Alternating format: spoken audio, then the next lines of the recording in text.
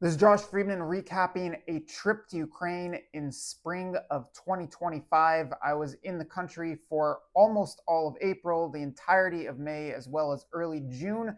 It was an interesting time to be there. Ceasefire talks supposedly were ratcheting up.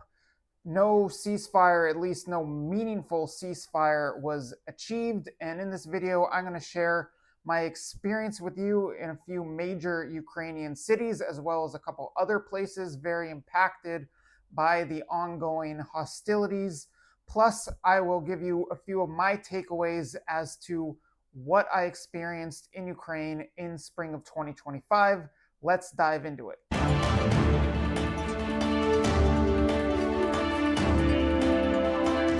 My time in Ukraine was, on this trip, split about half and half, south and north. I spent around a month in the south, primarily in Odessa, but I briefly ventured off into Mykolaiv and tried to go into Kherson. I will touch on that in a little while. In the north or northeast or north central, I was in Kyiv and Kharkiv. I also spent a few days in Poltava, and I spent a weekend in Sumy, something I will also touch on a little bit. First off, when I arrived in Ukraine, I noticed that unlike my previous two trips, or the two most recent trips I had taken during the war, unlike those, the electricity seemed to be working perfectly fine. I did not experience any power outages for the duration of the 2+ months that I just spent in Ukraine. During my last fairly long trip to Ukraine, which was summer of 2024, that one spanned a month and a half or more, power outages were pretty frequent, as well as when I was in Ukraine earlier in the war. I was also experiencing pretty frequent power outages. That was not the case at all this time. However, the situation felt significantly different comparing to when I had last been in the country in the summer of 2024. And that could basically boil down to one thing, which are drones. During this trip, I was not at the front or near the front. I do hope on an upcoming trip to go at least somewhere relatively close to the front and speak with some soldiers. That is potentially in the works. Now, granted, I was in Kharkiv. I was also in Sumy briefly, and I guess Sumy, one might say, is close to the front. You could say the same about Kharkiv. Some people describe them as frontline cities. But nonetheless, the impact of the drones that Russia is sending into Ukraine is very noticeable, and it gets felt in a pretty overt way if you are in any of the cities that I've mentioned. When I'd last been in Kharkiv, that was summer 2024, and being in Kharkiv certainly felt different from being in other major cities in Ukraine. It's about 30 kilometers from the Russian border. There are Russian troops in the Kharkiv region.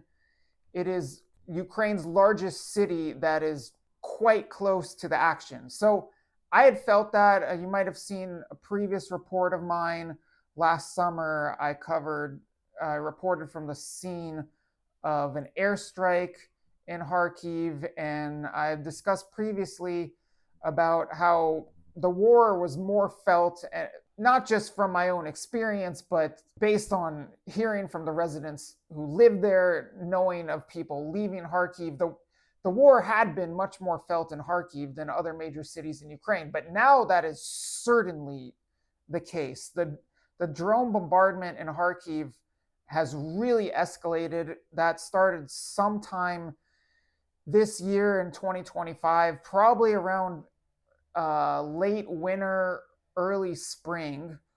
And whereas in the past, and there have been plenty of news reports detailing this, in the past, maybe and I'll use nationwide figures. Maybe there might be 30 drones on a single night sent into Ukraine. Well, now it's not uncommon for Russia to send 300 drones into Ukraine on a single night. And night after night, when I was in Kharkiv, I believe I spent 2 weeks in Kharkiv on this trip. Night after night, often late at night, maybe a little before curfew, maybe around 11 o'clock. Quite often, the air alarms would get started. You might hear drones buzzing and then explosions.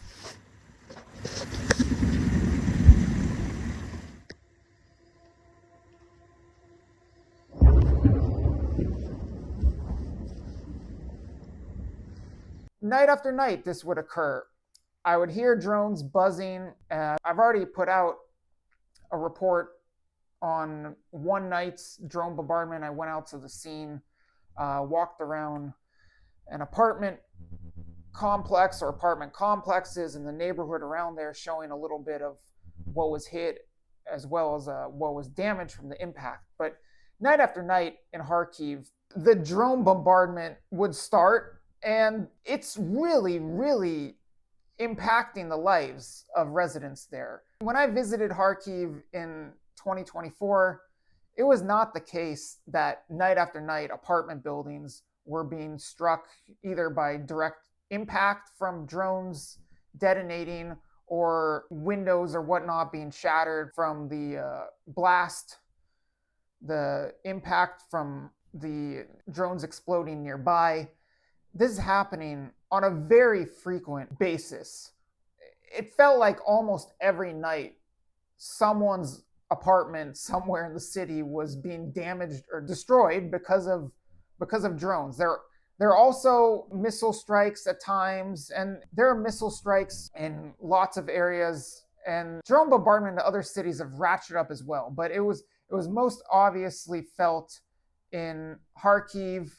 I spoke with several local residents who are impacted, whether because their home was damaged or their building was damaged. I've spoken with someone who earlier in the war, home was destroyed, ended up moving to another apartment. That apartment was damaged. This is a very common occurrence in Kharkiv right now. I can remember there was one night, which to me, this was the worst drone bombardment I had experienced. It started rather late. It actually started right around sunrise, which was around 4 a.m. And from about 4 a.m. to 5 a.m., there was pretty much nonstop drone bombardment.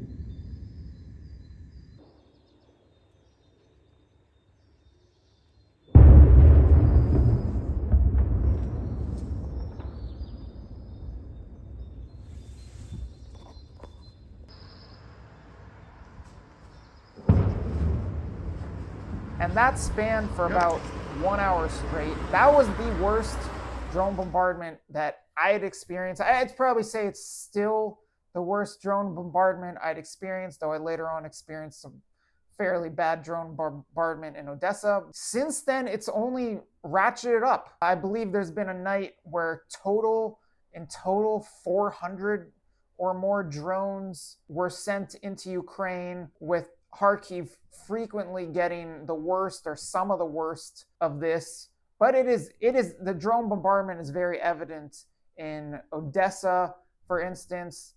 Bombardment, both drones and missiles, evident in Kyiv.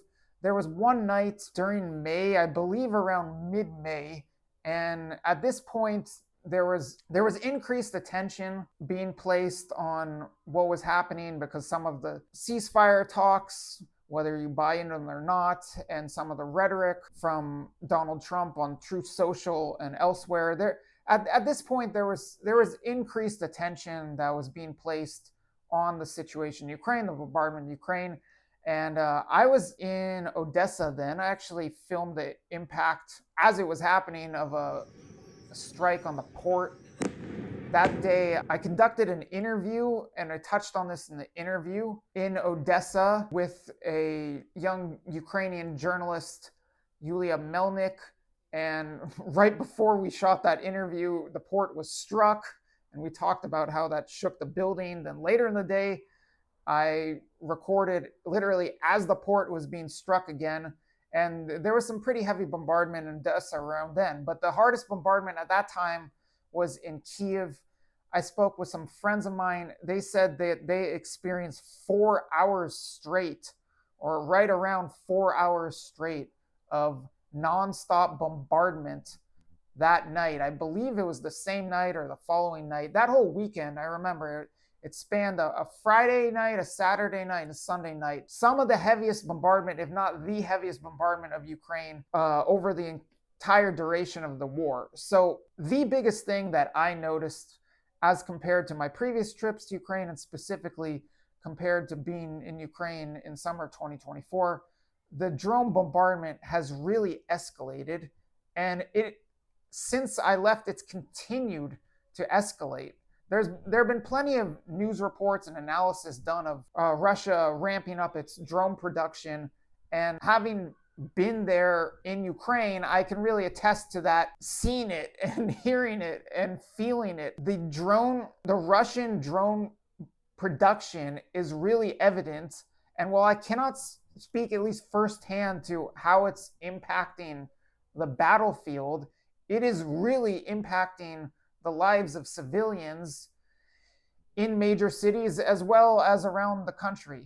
I should specify, it's the drone bombardment is not impacting, say, residents in Lviv. So the drone bombardment is clustered in areas closer to Russia and closer to the front line, but it's really impacting civilians. I do know that there are at times military targets that are being struck, energy and infrastructure targets that are being struck, but quite often it is civilians who are taking the toll of this drone bombardment. I should say what also has changed with respect to the drones is the Ukrainian effort to shoot them down. And Ukraine is having a lot of success in shooting down drones. And I did see at least one group of soldiers or team of soldiers who are shooting down drones or attempting to shoot down drones. And in various cities around the country, as the drone bombardment would be taking place, I would see these red dots flashing across the sky. And that's the Ukrainian air defense being fired at the drones. And that's not something you would see in summer of 2024. I assume it probably wasn't even so commonly seen until early this year, but now it's very common. I saw it frequently in Odessa and Kharkiv. I published a little footage of this in Poltava, where almost as if you're in a science fiction film, the sky is lighting up and there are explosions, flashes, red dots going across the sky. The air defense that I just explained, the sky during the drone bombardment of these Ukrainian cities, the sky is lighting up, and I don't know how else to describe it other than it's like real life science fiction. It wasn't that way a year ago. It is that way now, and it seems to only be getting worse. Something that I have gotten asked a bit about is what kind of toll is this taking on civilians and the Ukrainian population as a whole? Is there war fatigue? How sick of this are people? Are they ready to throw in the towel or wave the white flag? I mean, not in the literal sense, but in the sense that are people just craving for there to be some sort of ceasefire because they can't take this anymore. And I guess I've already delved into it a bit, but yes, there is clear war fatigue among the Ukrainian population. I've heard this from so many people that they're just sick of it. I've even heard it from a soldier or two, but I hear it more from civilians. And I didn't speak with so many. I did speak with some soldiers during this trip. I didn't speak with so many. Again, I'm hoping to do some reporting in which I get to go closer to the front, and I do get to conduct some interviews with soldiers. So hopefully stay tuned for that. But there is clear war fatigue among the Ukrainian population. I've spoken with people across Ukraine who they could give you any number of reasons of why they're sick of the war and why they want it to end. The increased drone bombardment definitely plays into that, at least in the cities that are affected by it. But at the same time, I don't see a population that is willing to surrender, not in the least bit. So while, yes, people are very sick of it, they want the war to end, they make that very clear. At the same time, to varying extents, Ukrainians are willing to put up with it and are going to continue putting up with it. In some ways, many Ukrainians have become numb to the situation, especially in Kharkiv. I would hear people try to put a positive spin on the situation. I guess you can't put a positive spin on the notion that you go to sleep at night not knowing whether you're going to wake up in the morning. That's not a very positive spin to put on things, but nonetheless, I would frequently hear things like, well, this makes you understand that life is precious, and you don't know how long it will last, so you need to make the best of it. And in different ways, I've heard several people or more in Kharkiv voice similar comments, similar messaging and thought process to me. So yeah, even although yes, I've conducted an interview with a young entrepreneur in Kharkiv who, while I was there, was essentially closing up shop and moving out because she was sick of life in Kharkiv, although she did indicate that she might be willing to live in Kyiv and that she was actually considering living in Kyiv. But yeah, so there are some people leaving these harder hit areas and cities, but there isn't some mass exodus.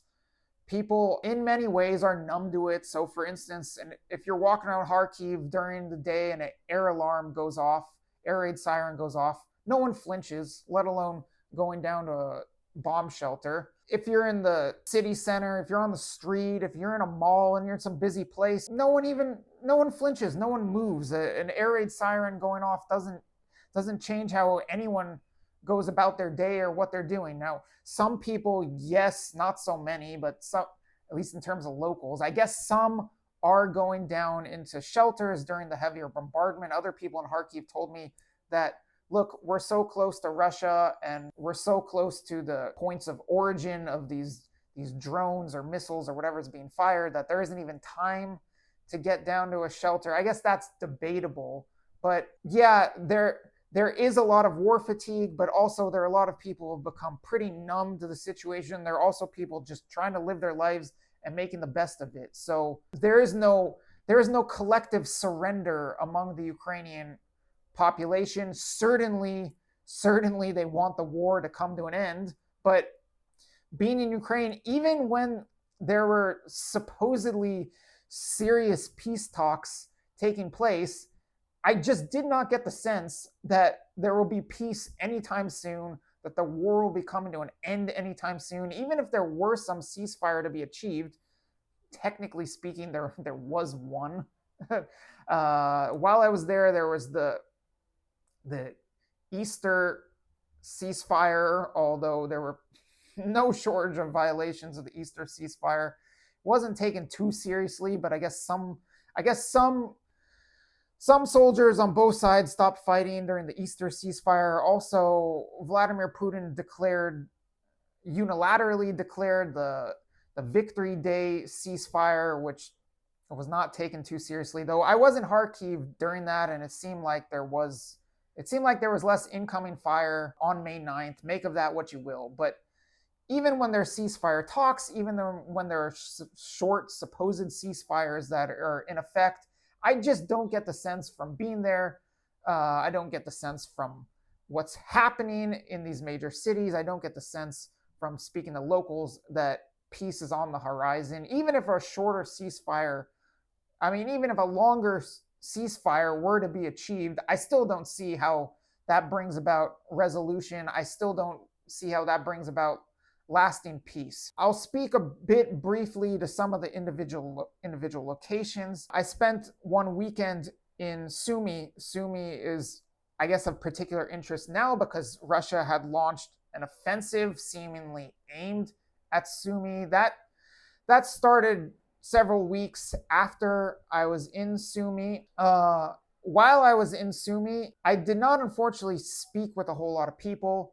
I walked around a bit. I thought that I was coming back to Sumy, and I will get into that. But Sumy was the war was very evident in Sumy, maybe even more so than Kharkiv, in that I walk around Sumy and I see a lot of Ukrainian men in military fatigues or something indicating some involvement with the military.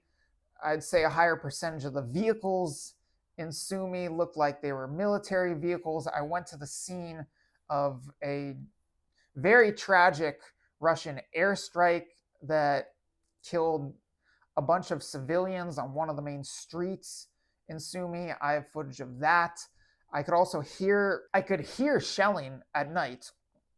It's a different sound versus the sound of a drone. So yeah, I guess in that sense, you could describe Sumy as a frontline city. I'd spent a weekend in Sumy, and then I was heading to Kyiv, or heading back to Kyiv, because I had people to meet there. But I was hoping to return to Sumy, and I later on, a couple weeks later, might have been late May, I tried to return to Sumy, but I was not allowed in. I was held at a checkpoint and questioned and told that I didn't have the proper credential and approval to go into Sumy. At that point, I was in the process of renewing my formal Ukrainian press credential. It's since been renewed, but I was given multiple reasons why I couldn't go into Sumy. I was held at a checkpoint a little ways outside of the city and then sent back to Kyiv. So that made me wonder, is this because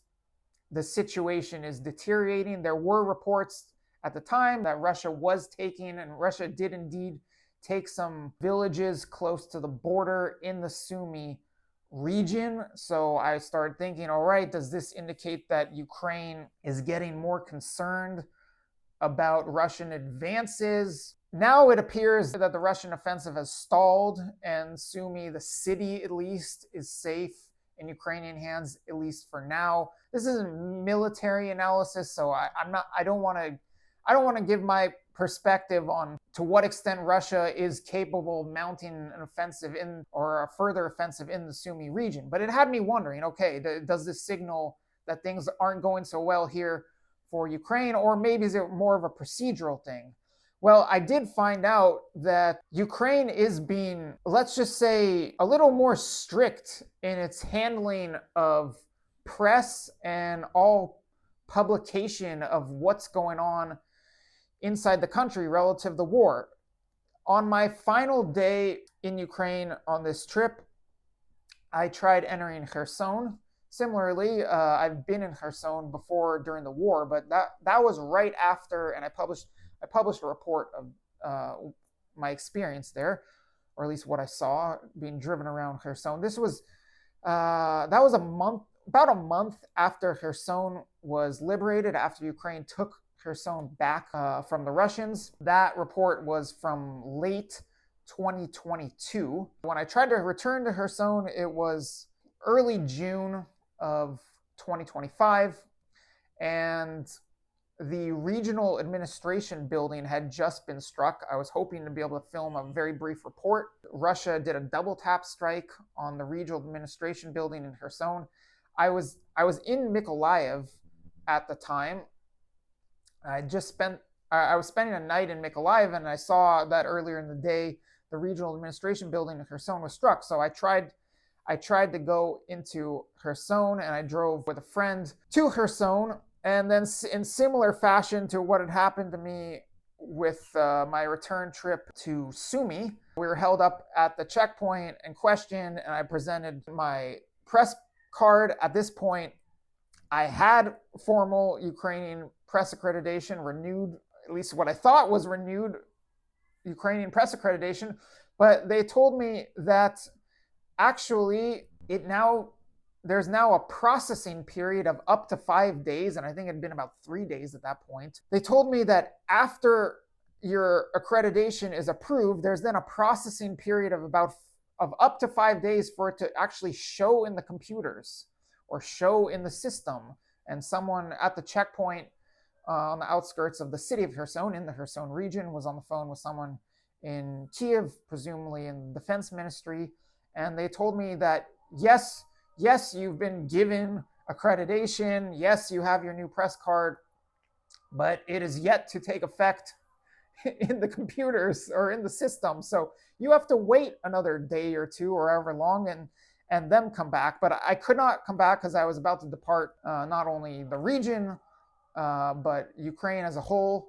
So unfortunately, I was not able to make it into Kherson. I'd even asked someone in the city to film or at least take a photo of the regional administration building on my behalf. But he said he couldn't because Ukraine has become much more strict with what is being allowed to be published. Both civilians and press are allowed to film and publish. So I do think that's a little tidbit that's of note, that's noteworthy.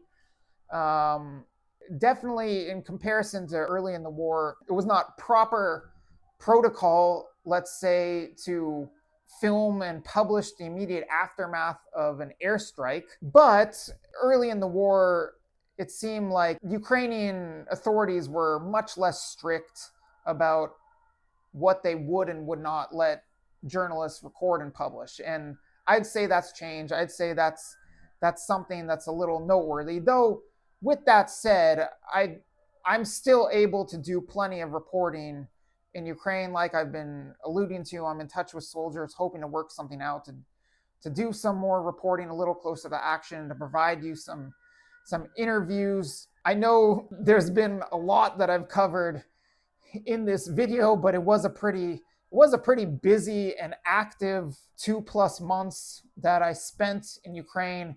I didn't really get to everything that I wanted to cover, but I think this helps give you a picture of what I experienced, and to some extent what Ukrainians, particularly civilians, are experiencing in 2025, as unfortunately the war only ratchets up. There really, among Ukrainians, is not much hope for an immediate ceasefire or things improving in the short term. But nonetheless, as I've alluded to, Ukrainians are proving to be very resilient.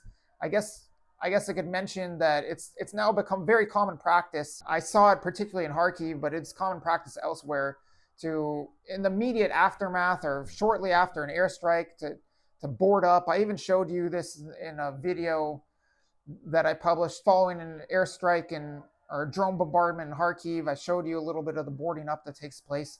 People are moving pretty quickly with the cleanup efforts, with the boarding up, with the rescue efforts, but the circumstances just keep proving more and more challenging, and the drone bombardment in Ukraine has been getting worse and worse and worse. So I will leave you at that. If you have any comments or questions, feel free, please leave them in the comments below. I will read them over and I'll do my best to address them, potentially on an upcoming trip to Ukraine, and I might have more reports for you as that plays out. So again, thank you very much. Goodbye, and I hope to be coming to you from Ukraine once again in the near future. Stay tuned.